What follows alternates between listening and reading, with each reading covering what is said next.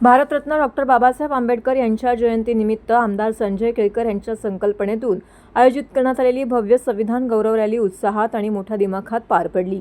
यंदा या रॅलीचे तिसरे वर्ष असून ठाणेकरांनी मोठ्या संख्येने सहभाग घेतला आणि कार्यक्रमाला यशस्वी केलं। या रॅलीस आमदार संजय केळकर, आमदार निरंजन डावखरे, उपमहापौर कृष्णा पाटील यांची प्रमुख उपस्थिती होती। सकाळी 9 वाजता खोपट कार्यालयातून या रॅलीला सुरुवात झाली।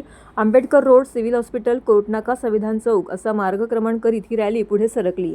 संविधान चौक येथे डॉक्टर बाबासाहेब आंबेडकर यांना पुष्पवृष्टी करून अभिवादन करण्यात आले। या रॅलीने पुढे अशोक टॉकीज मार्गे ठाणे स्टेशन येथील डॉक्टर बाबासाहेब आंबेडकर स्मारक गाठले। येथेही बाबासाहेबांच्या पुतळ्यास हार अर्पण करून अभिवादन करण्यात आले आणि रॅलीचा समारोप झाला। संविधानाच्या मूल्याची जनजागृती आणि बाबासाहेबांच्या विचारांचा प्रसार करण्याचा संदेश रॅलीच्या माध्यमातून देण्यात आला। कार्यक्रमामध्ये कार्यकर्ते, नागरिक, तरुणांचा उत्स्फूर्त सहभाग पाहायला मिळाला।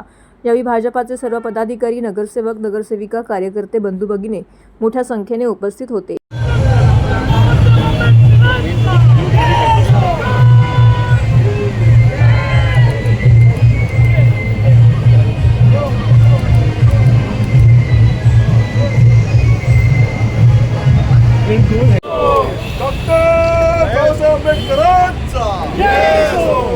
भारतीय राज्यघटनेचे शिल्पकार डॉक्टर बाबासाहेब आंबेडकरांचा पुढे पुढे काय करतोय मागे साहेब अच्छा होता आंबेडकरांचा डॉक्टर बाबासाहेब आंबेडकरांचा मागे बोला मागे होतं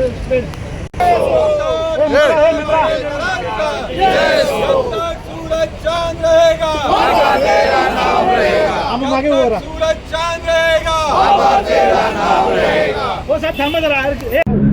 दरवर्षीप्रमाणे डॉक्टर बाबासाहेब आंबेडकरांच्या जयंतीच्या निमित्ताने ही संविधान गौरव रॅली आम्ही काढतो। त्यांनी जी घटना देशाला दिली, एक प्रकारे घटनेचे शिल्पकार असे महामानव डॉक्टर बाबासाहेब आंबेडकर यांना हे एक प्रकारचं अभिवादन आहे, त्यांचं स्मरण आहे आणि त्यांच्याप्रती कृतज्ञता व्यक्त करण्याचा हा दिवस आहे असं मला वाटतं।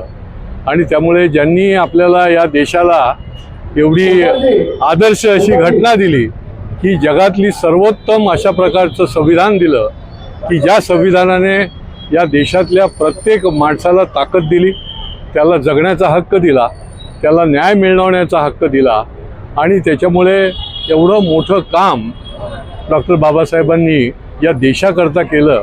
आणि त्यामुळे या शहरामध्ये आम्ही दरवर्षी अशा प्रकारची संविधान गौरव रॅली काढतो आणि त्या निमित्ताने देखील आमच्या या सगळ्या नागरिकांच्या तर्फे त्यांना अभिवादन करून त्यांच्याबद्दल कृतज्ञता व्यक्त करते। या संबंधामध्ये माननीय मुख्यमंत्र्यांनी आपलं मत जे आहे ते व्यक्त केलेलं आहे।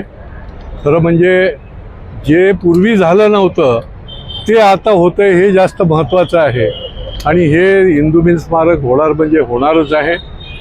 केवळ हे स्मारक नाही तर देशभरामध्ये निरनिराळ्या ठिकाणी डॉक्टर बाबासाहेब आंबेडकरांच्या स्मरणाच्या निमित्ताने पुढच्या पिढ्या त्यांचं स्मरण करतील अशा प्रकारचं काम देखील देशातर्फे होत आहे।